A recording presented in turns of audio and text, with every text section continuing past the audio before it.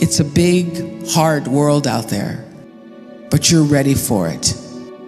And you're ready because there is nothing more powerful than you using your personality to serve the calling of your soul.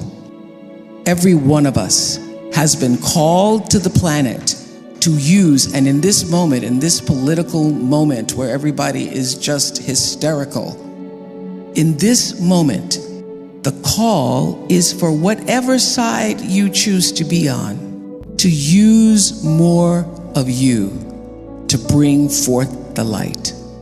And to do that, you've got to have clarity about who you really are. There is no life without a spiritual life.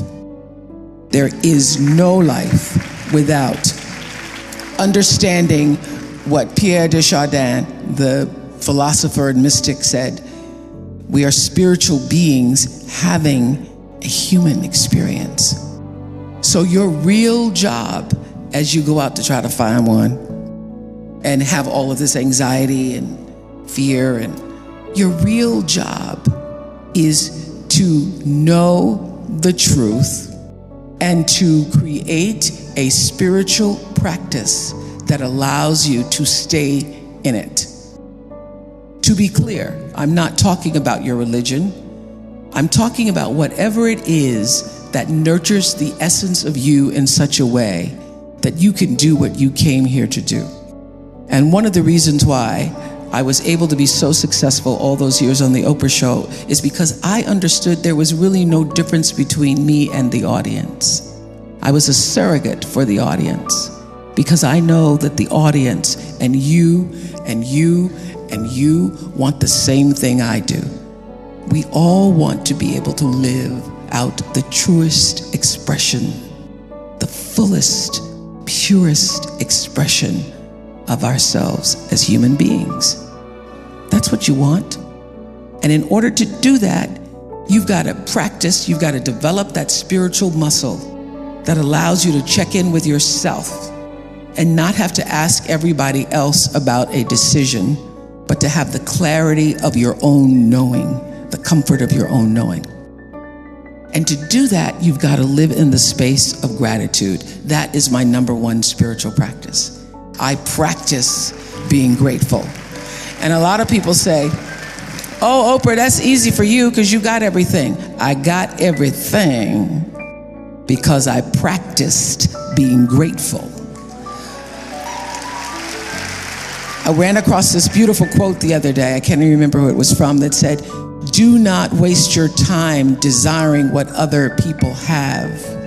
Remember, the things that you now have are things you once only hoped for. So I live in that space every day of practicing gratitude because I know that being grateful wherever you are, whatever place or space in your life, being grateful changes your personal vibration. I was just having a conversation with Sheryl Sandberg the other day about her book, Option B, and we all know she lost her beloved husband, David. And I said, how did you get through it? And she said, by practicing gratitude. I didn't believe it at first, but I started to write down 3 things every day that I was grateful for. I said, oh, I've been doing that for years. Because when you wake up in the morning looking at the world for what you're gonna write down or what you're gonna state to yourself by the end of the day that you're grateful for, you have a different outlook on life. I'm just waiting on somebody to hold the door, see if that makes the list. Some days you only have, I'm still breathing, because life gets in the way sometimes. But practicing gratitude as a spiritual practice to evolve you, to bring you closer to the truth of knowing who you really are, is one of the most valuable things I have ever experienced. And I do it. I have journals and journals and journals and journals filled with 5 things a day. If you don't believe me, just for a moment, do this. Close your eyes, everybody in here. We're gonna do this for 5 seconds. You're gonna inhale, and on the exhale, just say, thank you. Inhale. Exhale.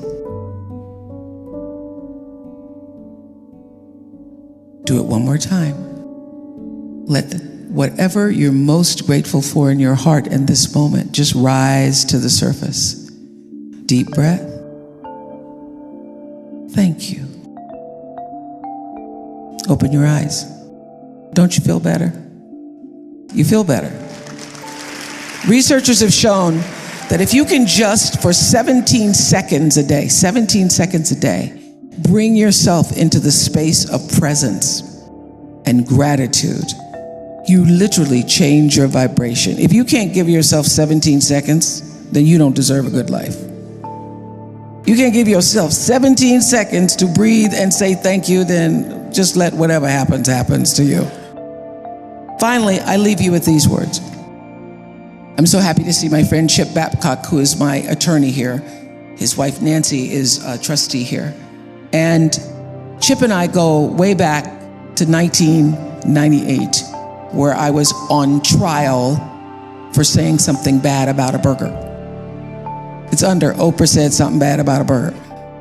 So I said something bad about a burger, and I was on trial in Texas for 6 weeks, night and day, 9 to 5, on the witness stand for days, testifying about burgers. And I was confused. I was like, I don't understand. I was a mess. I was a wreck. I forgot about intention. And I had to get myself still. It was hard to be still because the cattlemen, they wanted to take me down.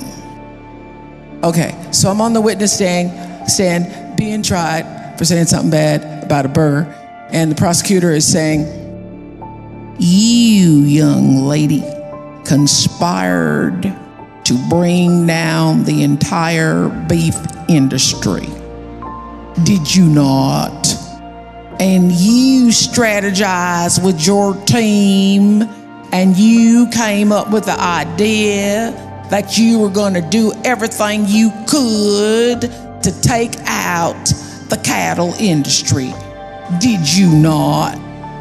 So I didn't. The more he was spitting on me and charging me with this really struck me. He said, at one point he says, this young lady is a liar because she knew and deliberately tried to take my clients out. It's offensive when you're called a liar and you're not.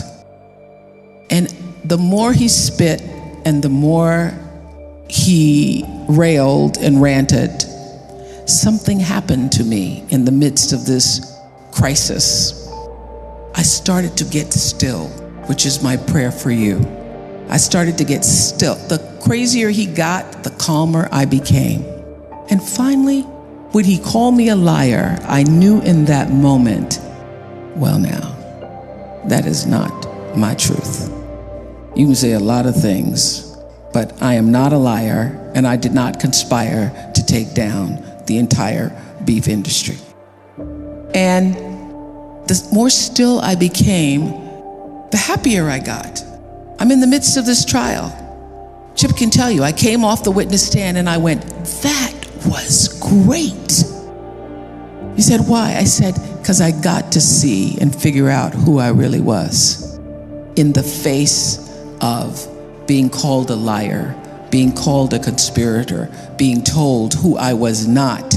And what I know is all trial, everybody goes through trials. I just happen to be in an actual trial. All people, if you live long enough, there's going to be a trial in your life.